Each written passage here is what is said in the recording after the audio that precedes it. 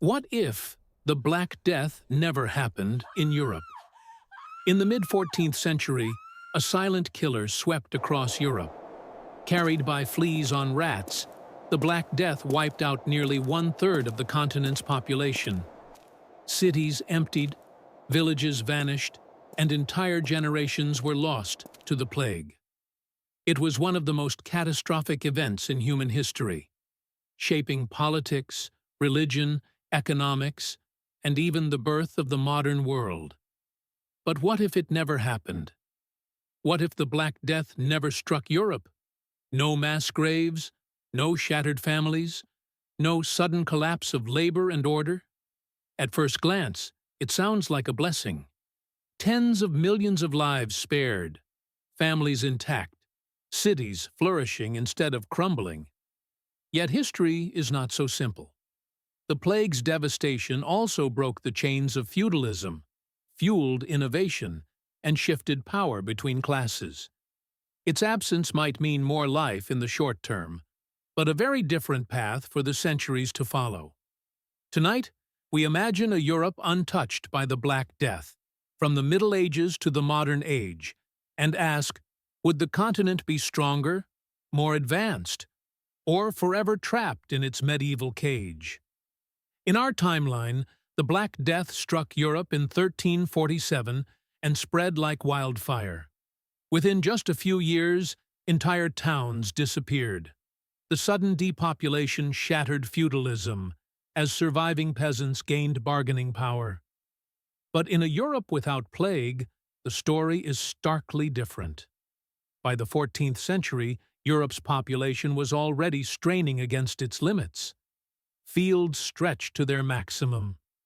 Famines loomed whenever harvests failed.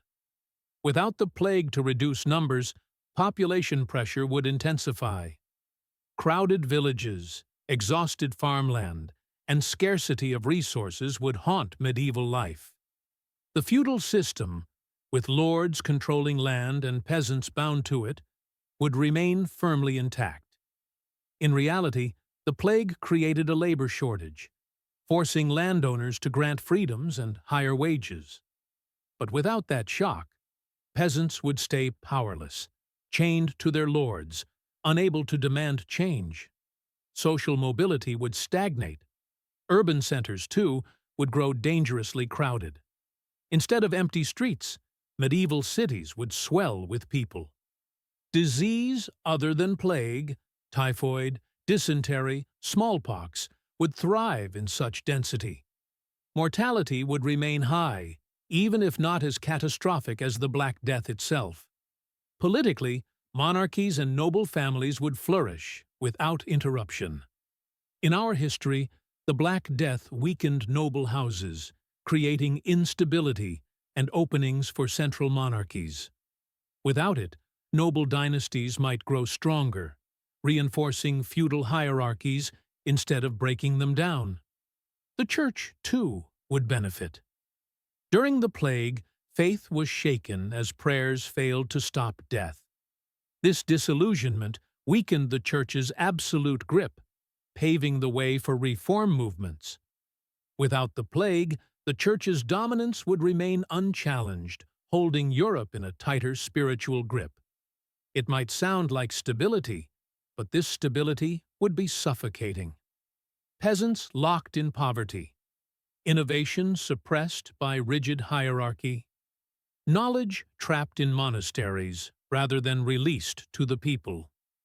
In this alternate Europe, the Middle Ages would not end quickly. Instead of the seeds of the Renaissance being sown in the 14th and 15th centuries, medieval structures would drag on for generations longer. The Black Death destroyed lives, but in doing so, it destroyed chains.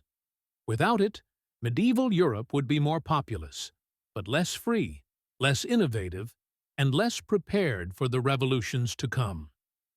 The Renaissance, in our timeline, bloomed in the 15th century, an explosion of art, science, and humanism. But without the Black Death, the Renaissance would likely be delayed, perhaps by centuries. Why?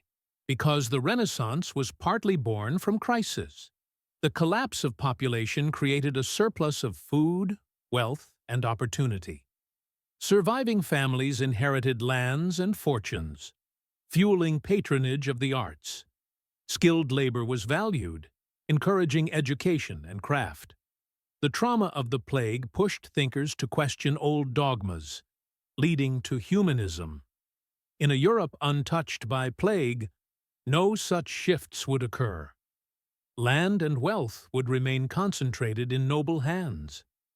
Patrons of art like the Medici might never emerge, or their role would be far smaller.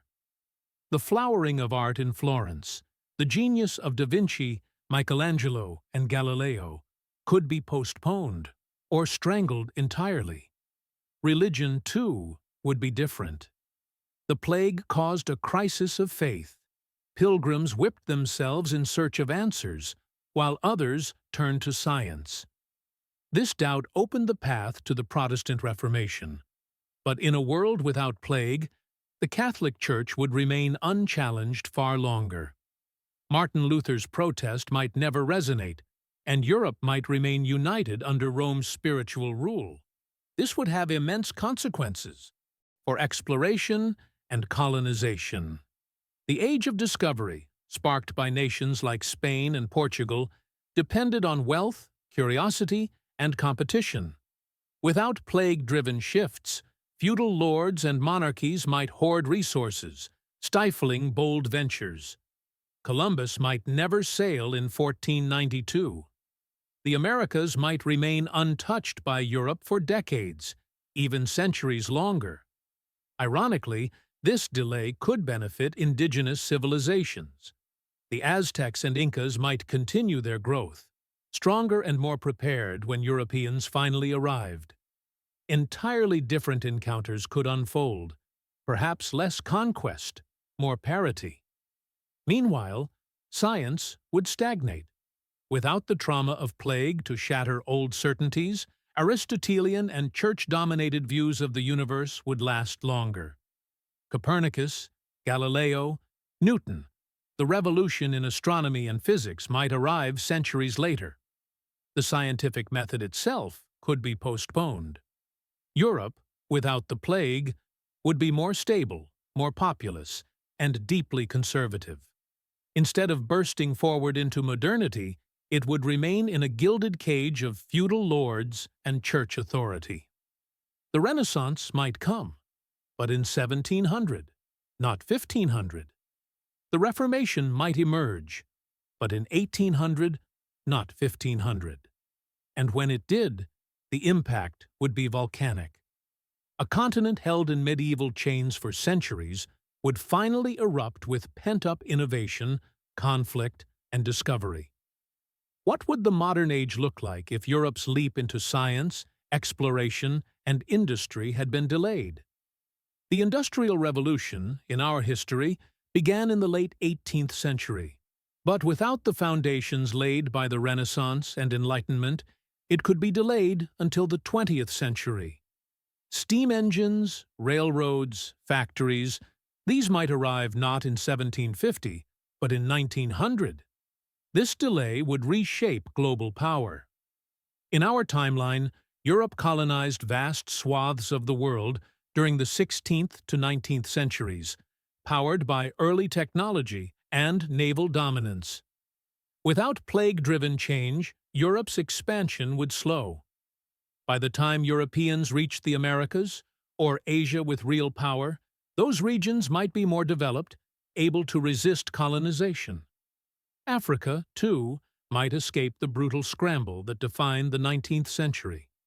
The absence of the Black Death might ironically mean fewer global empires. The world could remain more balanced, with civilizations like China, India, and the Islamic world standing equal to Europe for much longer. But there is another side. A delayed industrial revolution means delayed medicine, sanitation, and technology. Vaccines, electricity, railroads, everything arrives later. Millions more lives might be lost to disease, famine, and war. Even warfare changes. Without early industry, World War I as we know it may never occur in 1914. But when industry finally arrives, it collides with a more populous, more medieval-minded Europe. Imagine a 20th century where nations with centuries of pent-up feudal rivalry suddenly unleash industrial war with nuclear-age weapons. The devastation could be even worse than our world wars. Culturally, Europe without the plague would be more conservative, more traditional. Women's rights, democracy, and science might lag centuries behind. The Enlightenment's cry for liberty, equality, and reason might not echo until the modern era. The French Revolution could happen not in 1789, but in 1989. And yet, there are silver linings. Without early European colonization, indigenous cultures in the Americas, Africa, and Oceania could flourish longer. Perhaps a world emerges where multiple civilizations, Europe, China, India, the Americas, share power equally, instead of one continent dominating.